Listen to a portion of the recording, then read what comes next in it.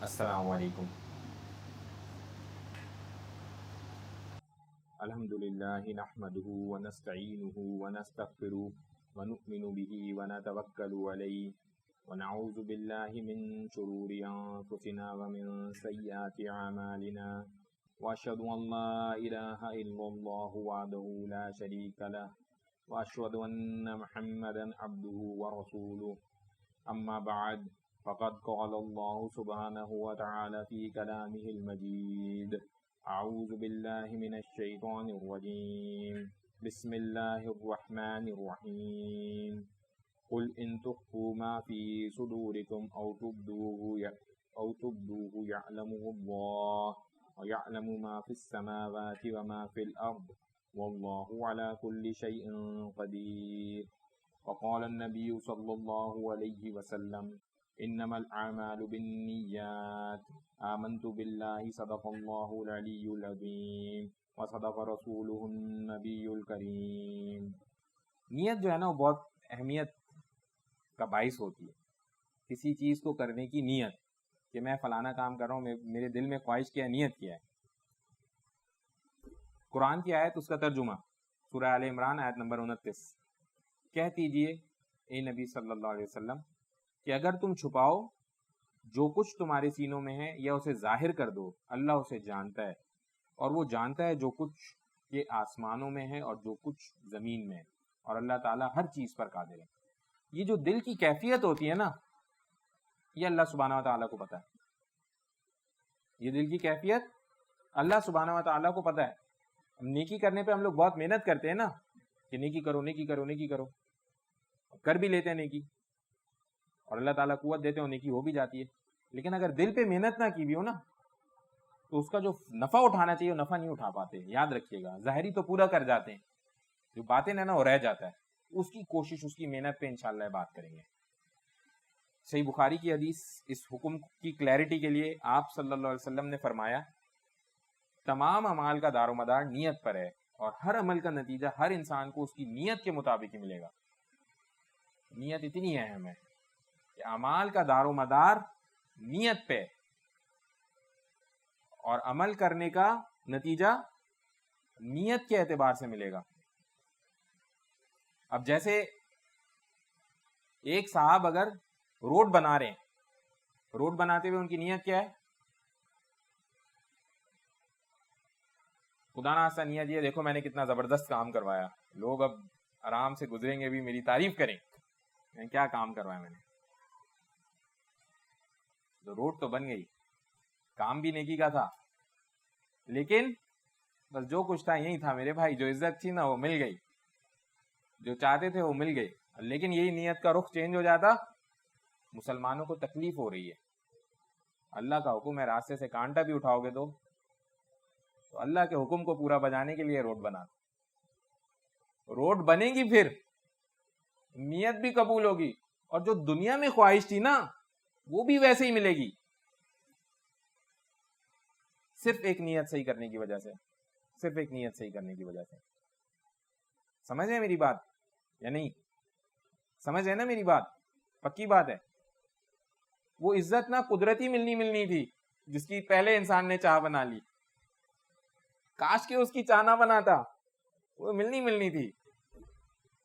اصل چیز جو ہے نا، اللہ تعالیٰ سے اپنی ایک ایک منٹ کی نیکی کا سوال کر لیں، ایک بات کا اللہ تعالیٰ سے پہلے تعلق جوڑ لیں۔ اللہ میں کیوں کر رہا ہوں؟ آپ چاہتے، آپ کا حکم ہے، فلانے کا مدد، فلانی کی مدد، اللہ آپ کا حکم ہے، میرے رشتہ دار ہیں، یہ میرے بھائی ہیں، یہ میرے مسلمان بھائی ہیں، ان کی مدد، یہ تو آپ کا حکم ہے۔ اسی طرح ایک موقع کے اوپر آتا ہے ایک حدیث، اب دیکھیں آپ ذرا کیا کیفیت ہوتی ہے اصل میں۔ تو حضرت عائشہ رضی اللہ عنہا نے بیان کیا کہ رسول اللہ صلی اللہ علیہ وسلم نے فرمایا قیامت کے قریب ایک لشکر کعبہ پر چڑھائی کرے گا، جب وہ مقام بدع میں پہنچے گا تو انہیں اول سے آخر تک سب کو زمین میں دھسا دیا جائے گا۔ حضرت عائشہ رضی اللہ عنہا نے بیان کیا کہ میں نے کہا یا رسول اللہ، اسے شروع سے آخر تک کیوں کر دھسا دیا جائے گا، جبکہ وہیں ان کے تاجر بھی ہوں گے اور وہ لوگ بھی ہوں گے جو ان لشکریوں میں سے نہیں ہوں گے، پھر اس کو شروع سے آخر تک کیوں دھسا دیا جائے گا؟ تو آپ صلی اللہ علیہ وسلم نے فرمایا کہ ہاں، شروع سے آخر تک ان سب کو دھسا دیا جائے گا، پھر انہیں ان کی نیتوں کے مطابق اٹھایا جائے گا۔ جب وہ دوبارہ کھڑے کیے جائیں گے نا تو نیتوں کے، تو جو نیتوں کے میں ہوں گے نا اس مقصد سے، وہ تو سارے جہنمی ہیں، اور جو نہیں تھے مجبور تھے سارے اپنے حساب سے، ان کا اس میں کوئی وہ نہیں ہے. لیکن اس وقت بہرحال چونکہ ساتھ تھے تو وہ گئے. ایک اور موقع کے اوپر آتا ہے، حضرت معاذ بن یزید رضی اللہ عنہ نے کہا کہ میں نے اور میرے والد نے رسول اللہ صلی اللہ علیہ وسلم کے ہاتھ پر بیعت کی تھی، آپ نے میری منگنی بھی کرائی اور آپ ہی نے نکاح بھی پڑھایا تھا، اور میں آپ کی خدمت میں ایک مقدمہ لے کر حاضر ہوا تھا، وہ یہ کہ میرے والد یزید نے کچھ دینار خیرات کی نیت سے نکالے اور ان کو انہوں نے مسجد میں ایک شخص کے پاس رکھ دیا. میں گیا اور میں نے ان کو اس سے لے لیا. پھر جب میں انہیں لے کر والد صاحب کے پاس آیا تو انہوں نے فرمایا کہ قسم اللہ کی میرا ارادہ تجھے دینے کا نہیں تھا. آپ سمجھ رہے ہیں، والد صاحب نے کچھ پیسے صدقے کی نیت سے نکالے اور مسجد میں ایک صاحب کو دے دیے. بیٹا گیا اور جا کے ان صاحب سے لے لیے پیسے. اب واپس آ کے والد صاحب کو بتایا پیسے میں نے لے لیے. تو اب والد صاحب نے کہا بھائی میں قسم اٹھاتا ہوں میری نیت آپ کو دینے کی نہیں تھی. یہی مقدمہ لے کے وہ دونوں نبی کریم صلی اللہ علیہ وسلم کے پاس پہنچے. اب نبی کریم صلی اللہ علیہ وسلم کیا فرماتے ہیں، آپ نے یہ فیصلہ کیا کہ دیکھو یزید، جو تم نے نیت کی تھی اس کا ثواب تمہیں مل گیا، اور مان جو تو نے لے لیا وہ اب تیرا ہو. والد صاحب نے جس نیت سے دیے تھے وہ ان کو مل گئے، بیٹے نے جو لے لیا وہ. بس نیت کتنی اہم ہوتی ہے. والد صاحب کی صدقے کی نیت تھی، وہ بیٹے کے اوپر ویسے اس طرح سے ہوتا نہیں، تو انہوں نے اٹھا کر کے بیٹا جا کے وہاں سے لے آیا وہ. بہرحال اسی طرح سے ایک اور موقع کے اوپر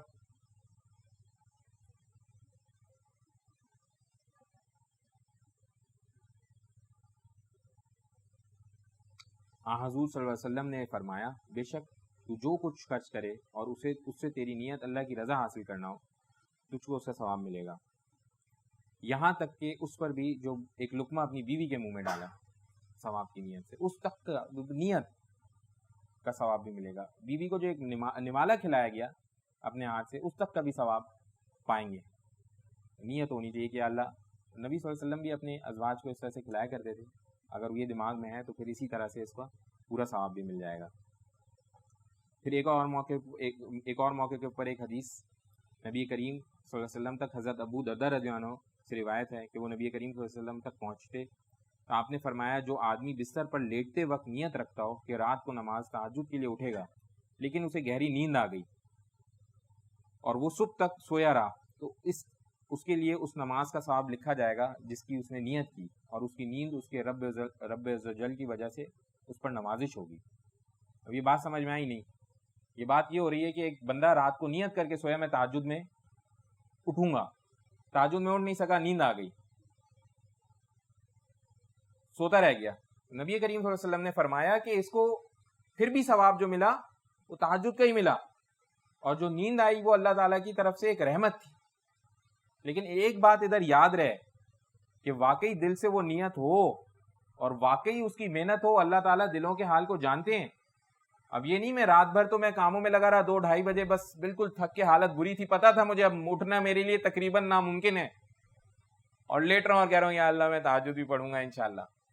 ایسا نہیں، پوری تیاری تھی، دل سے اس کا اہتمام تھا، اور پھر سویا رہ گیا. ایسا بھی ہو جاتا، پھر سویا رہ گیا. تو ایسا بندہ جب اٹھے گا نا، اب یہ اللہ تعالیٰ کی طرف سے اس کو اس کا ثواب بھی دیا جائے گا، اور وہ نیند جو اس کو ملی وہ اللہ تعالیٰ کی طرف سے تحفہ. سوچے مسلمانوں کے لیے تو یہ نیند بھی تھوڑا تحفہ ہے میرے بھائی، ورنہ تو ایک کام لگا ہوا ہے کہ صبح اٹھنا ہے مسجد جانا ہے، پھر اٹھنا ہے تو مسجد جانا ہے، کام ہے. یہ نیند تحفے کے طور پہ کہ چلو تھوڑا آرام کرو. اب یہ ایک بہت اہم حدیث آپ لوگوں کے سامنے پیش کر رہا ہوں. حضرت ابن عباس رضی اللہ عنہ سے روایت ہے کہ نبی کریم صلی اللہ علیہ وسلم نے فتح مکہ کے دن فرمایا تھا کہ فتح ہونے کے بعد اب مکہ سے مدینے کے لیے ہجرت باقی نہیں ہے، لیکن خلوص نیت کے ساتھ جہاد اب بھی باقی ہے، اس لیے تمہیں جب جہاد کے لیے بلایا جائے تو نکل کھڑے ہو. نیت کی بات ہو رہی ہے. اس وقت تک تو یہ ہجرت جو ہے نا یہ بہت عظیم کام تھا، لیکن جیسے ہی مکہ فتح ہو گیا تو اب وہ ختم ہو گئی. اب نیت صرف جہاد کی ہو سکتی ہے، ہجرت کی کوئی نیت نہیں ہے اس کے بعد. پھر ایک اور موقع کے اوپر حضرت انس بن مالک رضی اللہ عنہ سے روایت ہے کہ رسول اللہ صلی اللہ علیہ وسلم نے فرمایا تم مدینے میں کچھ ایسے لوگوں کے ایک غزوہ میں جا رہے تھے، تم مدینے میں کچھ ایسے لوگوں کو چھوڑ کر آئے ہو کہ تم کوئی قدم نہیں چلے یا کچھ خرچ نہیں کیا یا کوئی وادی طے نہیں کی مگر وہ تمہارے ساتھ رہے۔ غزوہ میں جا رہے تھے اور کہہ رہے ہیں کہ اپنے ساتھیوں سے تم مدینے میں کچھ ایسے لوگوں کو چھوڑ کر آئے ہو کہ تم کوئی قدم نہیں چلے یا کچھ خرچ نہیں کیا یا کوئی وادی طے نہیں کی مگر وہ تمہارے ساتھ چلے۔ صحابہ نے عرض کیا اللہ کے رسول صلی اللہ علیہ وسلم وہ ہمارے ہمراہ کیسے ہو سکتے ہیں جبکہ وہ مدینہ میں ہیں؟ آپ صلی اللہ علیہ وسلم نے فرمایا انہیں عذر نے روک رکھا ہے، کسی وجہ سے وہ نہیں ساتھ آئے، لیکن ان کو اتنا ثواب مل رہا ہے جتنا وہ واقعی میں جو لوگ جا رہے ہیں ان کے برابر۔ روایات میں آتا ہے کہ ایک بندہ لوہار اور اس کے سامنے ایک بڑے اللہ والے رہتے تھے، لوہار کا انتقال ہو گیا تو جو سامنے اللہ والے وہ خواب میں دیکھتے ہیں کہ وہ جنت میں، بڑا حیران و پریشان ہوتے ہیں کہ بھئی وہ تو لوہار تھا ایک، وہ کیسے ایسے جنت میں آگے آگے پہنچا ہوا ہے؟ تو اس خاص طور پہ اس کے گھر جاتے ہیں اور پوچھتے ہیں بھئی یہ کیا بات ہے، میں نے ان کو جنت میں دیکھا، ان کی اہلیہ سے پوچھتے ہیں کیا بات ہے، اور بڑے شان و شوکت کے ساتھ تو ان کا دو وجوہات، مجھے لگتا ہے دو وجوہات ہیں۔ ایک کہ جب اذان ہوتی تھی تو اگر ان کا ہتھوڑا پیچھے گیا ہوتا تھا لوہے کو پیٹنے کے لیے تو بس وہ پیچھے گر جاتا تھا، آگے نہیں جاتا نماز کے لیے ایسے۔ دوسرا آپ کو دیکھ کے رشک کرتے رہتے تھے کہ اللہ اگر آپ نے مجھے مال میں اتنی فروانی دی ہوتی، تو عبداللہ بن مبارک کے بارے میں ماشاء اللہ کو کہ آپ نے اگر مجھے بھی اتنا مال دیا ہوتا اور میرے ساتھ بھی ایسا معاملہ رکھا ہوتا اور اتنی محنت طلب کام میرا نہیں ہوتا، میں بھی انہی کی طرح نمازیں پڑھتا رہتا۔ صرف اس چاہت کی وجہ سے، اس دل میں یہ احساس ہونے کی وجہ سے، اور سارا دن تو حالانکہ محنت کرتے رہے، جنت کے اندر داخل ہو رہے ہیں۔ سبحان۔ تو آپ سمجھ رہے ہیں نیت، یہ دل کا حال آپ سمجھ رہے ہیں؟ اس وقت اگر کوئی دل سے چاہے کہ میں یہ کرنا چاہتا ہوں، وہ اللہ تعالیٰ کے نزدیک وہ بس ویسے ہی ہے۔ تو ایک موقع کے اوپر ایک اور حدیث، بہت اہم حدیث جو آپ لوگوں کے سامنے پیش کروں گا۔ نبی کریم صلی اللہ علیہ وسلم نے فرمایا جو شخص سچے دل سے اللہ کی شہادت مانگے، اللہ اسے شہداء کے مرتبے تک پہنچا دیتے ہیں، چاہے وہ اپنے بستر ہی پر کیوں نہ فوت ہو۔ یہ صحیح مسلم کی حدیث ہے۔ صرف یہ خواہش رکھی ہے ایک بندے نے دل میں، بستر پہ ہی فوت کیوں نہ ہو، شہداء کے درجے پہ فوت ہوتا ہے۔ تو بات یہ میرے بھائیوں، دل سے اپنی نیتوں کو ٹھیک کرنا، ہر کام سے پہلے تھوڑی سی دیر کے لیے یہ دل سے بنا لیا جائے کہ اللہ یہ کام میں کیوں کر رہا ہوں، کسی کی مدد کر رہا ہوں یا اللہ آپ کا حکم ہے، بھائی کی مدد کر رہا ہوں، اپنے رشتہ داروں کی مدد کر رہا ہوں، اپنے ماتحت لوگوں کی مدد کر رہا ہوں یا اللہ آپ کا حکم۔ اور ساری چیزیں ہٹا دیں، باقی جتنی چیزیں ہیں نا جس کو کہتے ہیں وہ آج کل کہتے ہیں نا وہ ایڈ آنس، وہ ویسے ہی فری بیٹھے بٹھائے ملتے ہیں فری میں، ان کی نیت بنا کے کرنے کا فائدہ کوئی نہیں ہے، نیکی ضائع کرنے والی بات ہے۔ تو یہ نیت بنا لیں کہ اللہ جو بھی کام کر رہا ہوں، گھر والوں کے ساتھ اچھے خوشی سے ملنا یہ بھی حکم ہے، سارے احکامات ہیں، مدد کر رہا ہوں یہ بھی حکم ہے۔ ہر کام سے پہلے تھوڑی سی دیر کے لیے سوچیں، خاص طور پہ جو نیکی والے کام ہے نا، کسی بندے کو 10 روپے دے رہے ہیں صدقہ، پہلے سوچ لیں 1 منٹ، یہ نہیں کہ وہ مجھے سلام کرے گا بعد میں اچھے سے ملے گا، یا اللہ آپ کی رضا کے لیے دے رہا ہوں۔ آگے سے اب وہ سلام کرے، بدتمیزی کرے، کچھ بھی کرے، اس سے کوئی فرق پڑنا چاہیے؟ اگر اللہ کی رضا کے لیے دیا ہے تو نہیں پڑنا چاہیے نا۔ کچھ کہہ دے، آپ کو 2 باتیں سنا دے، کوئی فرق پڑنا چاہیے؟ کون سا اس کی رضا کے لیے دیا تھا؟ اللہ کی رضا کے لیے دیا تھا۔ انشاءاللہ اس کا اہتمام کریں۔